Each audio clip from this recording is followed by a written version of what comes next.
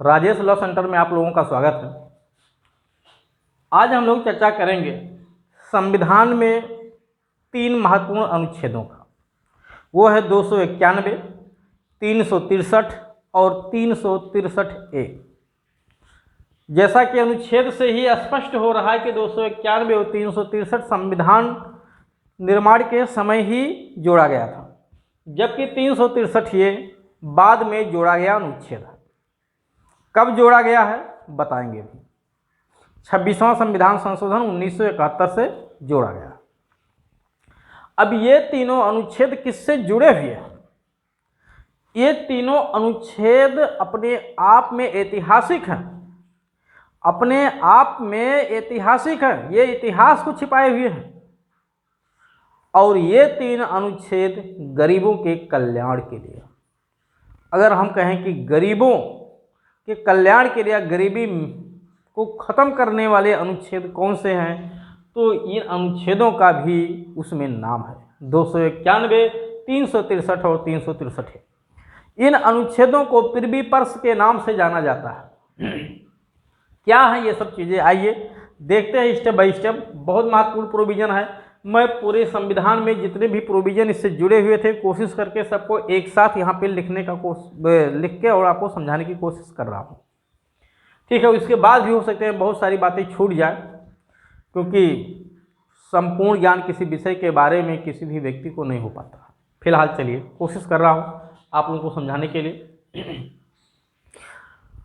जब देश आज़ादी की तरफ धीरे धीरे अग्रसर हो रहा था, तो उस समय हमारे देश में, या कह लीजिए आज़ादी से पहले, जब अंग्रेज़ों की सरकार थी देश में, तो अंग्रेज़ों की सरकार में हमारा देश महत्वपूर्ण 2 भागों में बटा हुआ था।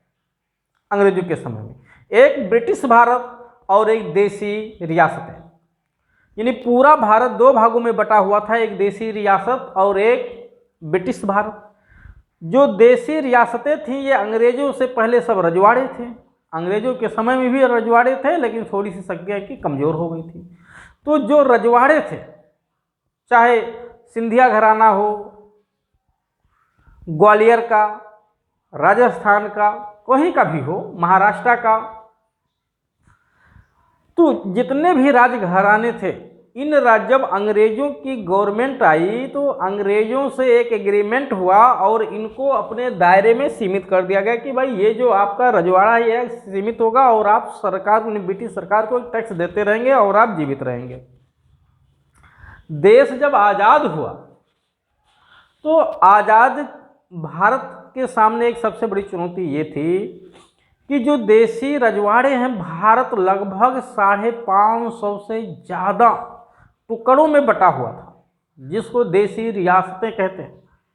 565 रियासतों के आसपास लगभग, और इन्हीं रियासतों को विलय करने का श्रेय सरदार वल्लभ भाई पटेल को जाता है, जिसके रूप में उन्हें अखंड भारत का निर्माता कहा जाता है।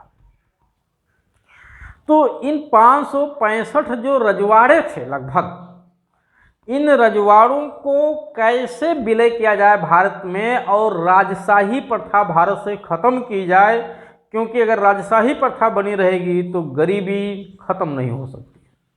इसके लिए जब पहली गवर्नमेंट गठित हुई, अंतरिम सरकार बनी, पहली गवर्नमेंट गठित में अंतरिम सरकार बनती है, ठीक है। पंडित जवाहरलाल नेहरू जी प्रधानमंत्री बनते हैं देश के, सरदार वल्लभ भाई पटेल गृह मंत्री बना जाता है। उनको जिम्मेदारी दी जाती है कि सभी रियासतों से आप समझौता करके बात करके उनको मिलाइए एक में। तो विलय पत्र होता है, विलय पत्र पे साइन होता है, कुछ सहमति से मान जाते हैं, कुछ जो है सहमति नहीं होती है तो अन्यथा उनको मनाया जाता है। यानी कुल मिलाकर के सबसे विलय पत्र पे साइन करवाया जाता है, और इस शर्त पे कि हम आपको देसी राज्य के रूप में मान्यता देंगे, यानी देसी राज्य के शासक के रूप में मान्यता देंगे, आपको कुछ विशेषाधिकार और अधिकार देंगे, और आपको अपना खर्च चलाने के लिए एक निश्चित अमाउंट दिया जाएगा हर साल। तो जो रजवाड़े थे, यानी जो राजा लोग थे, उनको देसी राज्यों का शासक कहा गया, रूलर कहा गया। अब ये डिफाइन कहाँ, ये डिफाइन है आर्टिकल 360C के खंड नंबर 22 में, 366 के खंड 22 में डिफाइन किया गया है देशी शासक। ध्यान दीजिएगा, वहाँ लिखा हुआ है कि देशी शासक का तात्पर्य उसे है जिसे 26वां संविधान संशोधन 1971 के प्रारंभ से जस्ट पूर्व भारत के राष्ट्रपति के द्वारा मान्यता दिया गया था। खैर चलिए, तो देशी राज्य के जो शासक थे जिनको राजा कहा जाता था, उन्हें इस शर्त पे विलय पत्र पे साइन किया गया कि हम आपको आपका राजघराना चलाने के लिए, आपके यहाँ शादी विवाह समारोह को संचालित करने के लिए, आपके जो भी नौकर चाकर हैं उन सबका खर्चा, पूरे घर का मेंटेनेंस, सब के लिए एक मुश्त हर साल पैसा देते रहेंगे सरकारी खजाने से। इसी पैसे को प्रिवी पर्स कहा गया। अब ये प्रिवी पर्स दिया जाता रहेगा। अब इससे क्या हुआ, ये जो समझौता हुआ और समझौता के माध्यम से विलय पत्र पे साइन हुआ, ठीक है, और रजवाड़े खत्म हुए, इससे एक बहुत बड़ी रकम भारत की संचित निधि से हर वर्ष प्रिवी पर्स के रूप में इन राजाओं को जाने लगा। अब इतनी बड़ी मुश्त रकम राजाओं को अगर जा रहा है तो सरकार देश के गरीब लोगों के लिए कैसे काम करेगी? बजट कहां से आएगा? ये समस्या धीरे धीरे बढ़ती ही जा रही थी कि रजवाड़ों की रजवाड़ाशाही समाप्त होने के बाद भी ऐसा नहीं था कंगाल हो गए थे, रोड पे आ गए थे। बहुत कुछ संपत्तियां उनके पास बची रह गई थी। उसके बाद भी उनको प्रिवी पर्स के रूप में दिए जाने का प्रावधान किया गया। आर्टिकल 291 प्रिवी पर्स दिया जाएगा। और 363 में यहां लिखा मैंने, उनको अधिकार और विशेषाधिकार दिए गए। उनको अधिकार और विशेषाधिकार दिए गए कि आपको देशी राज्य के शासक के रूप में जाना जाएगा। इनको मान्यता दिया गया, इन्हें मान्यता दिया गया। अब एक समस्या बनी थी ये देश के सामने, ठीक है, देश के सामने ये समस्या बनी हुई थी। इंदिरा गांधी की गवर्नमेंट थी। इंदिरा गांधी को ऐसे ही आयरन लेडी नहीं कहा जाता, उसके पीछे के बहुत सारे कारण, जिसमें से एक प्रमुख कारण है प्रिवी पर्स को समाप्त करना। इंदिरा गांधी ने सबसे पहला कदम उठाया इसको समाप्त करने का 1967 में अपने गृह मंत्री YB चौहान के द्वारा। इनको जिम्मेदारी की दी कि जितने भी राजा हैं या अगर उनकी मृत्यु हो गई है तो जो भी उनके उत्तराधिकारी हैं उन लोगों से आपस में समझौता करिए और इस प्रिवी पर्स की रकम को या तो कम किया जाए या इसे समाप्त किया जाए, क्योंकि ये देश पे एक बहुत बड़ा आर्थिक बोझ बन गया है। इससे देश में गरीबी नहीं खत्म हो पा रही है, गरीबी बढ़ती जा रही है। गरीबों के लिए हमारी सरकार नहीं कुछ कर पा रही है। ठीक, गृह मंत्री जी ने पूरा प्रयास किया लेकिन बेनतीजा रहा। भाई कौन अपना हक छोड़ेगा जो इतना मुफ्त रकम पा रहा हो। 1969 में इंदिरा गांधी ने जब 1967 में ये समझौता बेनतीजा रहा, मतलब नहीं बातचीत हो पाई, तो 1969 में एक बिल लेकर के आई, एक विधेयक लेकर के आई कि कानून बना करके इसको खत्म कर दिया जाए। ये विधेयक लोकसभा में तो पास हो गया किंतु राज्यसभा में ये एक वोट से गिर गया, तो ये बिल भी बेकार हो गया। अब क्या किया इंदिरा गांधी ने कि एक ऑर्डिनेंस लेकर के आया। उस समय राष्ट्रपति थे भारत के बीबी गिरी जी। बीबी गिरी भारत के चौथे राष्ट्रपति रहे। चेक कर लीजिएगा एक बार डाटा आप लोग।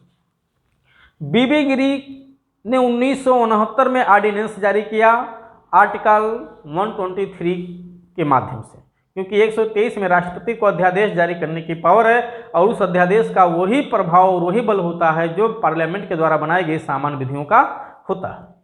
तो 1969 में बिल लेकर के आया गया और इस प्रिवी पर्स को खत्म किया गया उस बिल के माध्यम से। लेकिन इस बिल को चैलेंज कर दिया उस समय के सिंधिया घराने के राजाओं ने। उनका नाम था महाराजाधिराज माधव राय।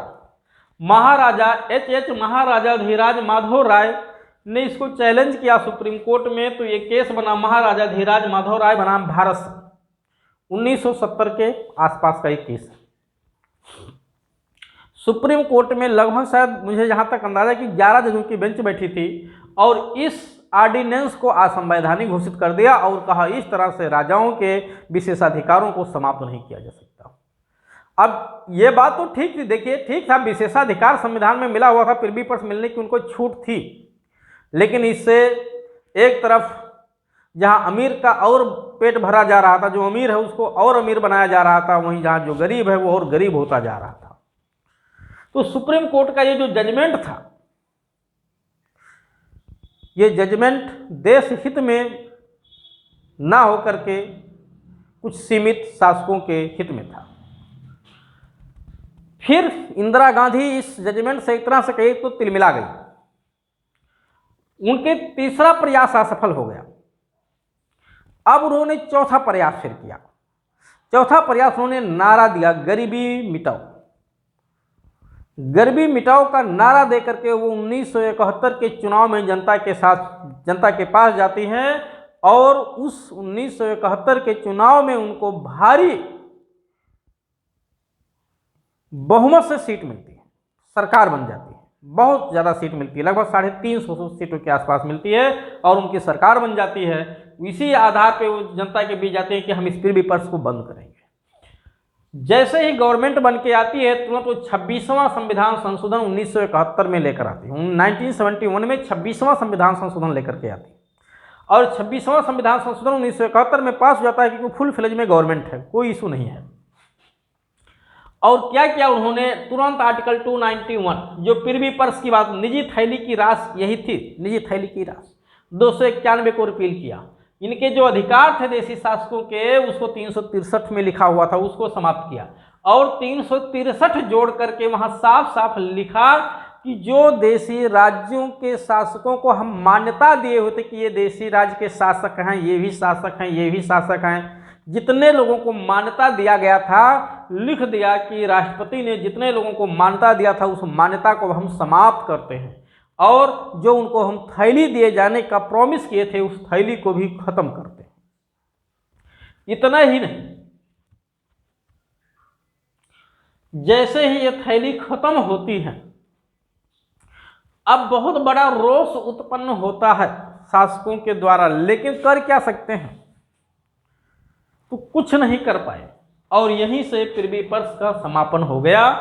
तो इस तरह से मैं कह सकता हूं कि ये संशोधन जो था इंदिरा गांधी का 26वां संशोधन, जिसको प्रिवी पर्स के नाम से भी जाना जाता है, बहुत महत्वपूर्ण 8 संशोधन है, ये याद रखिएगा आप लोग, प्रिवी पर्स याद रखिएगा।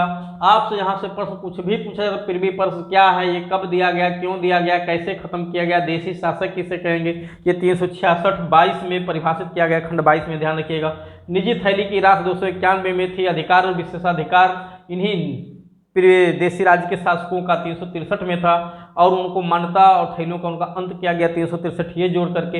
इतना ही नहीं, मूल संविधान में ये भी लिखा गया था 363 में कि देशी राज्य के शासकों को जो मान्यता दिया गया है, जो उनके साथ वचन वगैरह एग्रीमेंट हुआ है, उसको लेकर के सुप्रीम कोर्ट में कोई चैलेंज नहीं किया जाएगा। तो इस तरह से करके step by step Indira Gandhi ने इसको समाप्त कर दिया और इस तरह से देश में एक जो असमानता थी वो असमानता बहुत बड़े पैमाने पे आर्थिक रूप से खत्म करके समानता की तरफ देश अग्रसर हो गया और जो एक बहुत मोटा रकम प्रिवी पर्स के रूप में राजाओं को जाता था वो बंद हो करके तमाम योजनाएं शुरू हो गई जो गरीबों के कल्याण के लिए हितकर थी। तो चलिए, उम्मीद करते हैं जो मैं समझाया हूँ यहाँ आप लोगों को समझ में आया होगा अच्छे से। अगर कोई बात किसी को नहीं भी समझ में आई, कुछ कन्फ्यूजन है, तो भी ये नंबर दिया गया है, आप इस पर संपर्क करके जो है जानकारी ले सकते हैं, बता दिया जाएगा। और इसी तरह से और भी टॉपिक पे भी मैं वीडियो ऑलरेडी बनाता ही रहता हूं, जैसा कि आप लोग चैनल विजिट करते होंगे तो देख ही रहे हैं। साथ ही साथ PCSJ APO HJS का क्लास भी हमारे यहाँ चलता है, आप लोगों को अच्छे से पता होगा। जिस किसी बच्चे को ऑनलाइन या ऑफलाइन क्लास ज्वाइन करना हो, दिए गए नंबर पर संपर्क करके अपनी सुविधानुसार क्लास ज्वाइन कर सकते हैं।